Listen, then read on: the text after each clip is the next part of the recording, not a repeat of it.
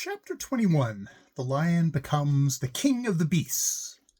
After climbing down from the China Wall, the travelers found themselves in a disagreeable country, full of bogs and marshes, and covered with tall, rank grass. It was difficult to walk without falling into muddy holes, for the grass was so thick that it hid them from sight. However, by carefully picking their way, they got safely along until they reached solid ground. But here the country seemed wilder than ever, and after a long and tiresome walk through the underbrush, they entered another forest, where the trees were bigger and older than any they'd ever seen. "This forest is perfectly delightful," declared the lion, looking around him with joy. "Never have I seen a more beautiful place." "It seems gloomy," said the scarecrow.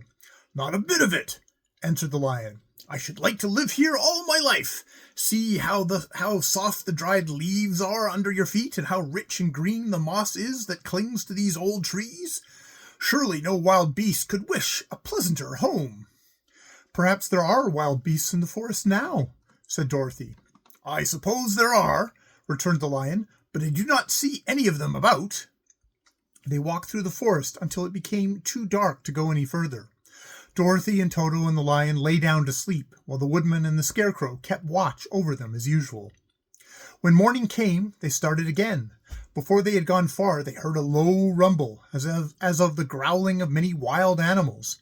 Toto whimpered a little, but none of the others was frightened, and they kept along the well-trodden path until they came to an opening in the wood, in which were gathered hundreds of beasts of every variety. There were tigers and elephants and bears and wolves and foxes and all others in the natural history, and for a moment Dorothy was afraid. But the lion explained that the animals were holding a meeting, and he judged by their snarling and growling that they were in great trouble.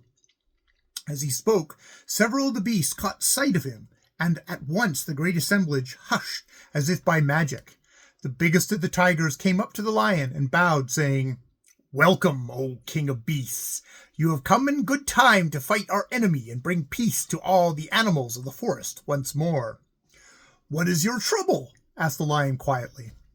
"We are all threatened," answered the tiger, "by a fierce enemy which has lately come into this forest. It is a most tremendous monster, like a great spider, with a body as big as an elephant and legs as long as a tree trunk.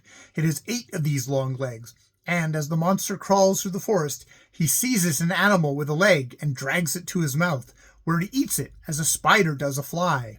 No, not one of us is safe while this fierce creature is alive, and we have called a meeting to decide how to take care of ourselves when you came among us." The lion thought for a moment. "Are there any lions in this forest?" he asked.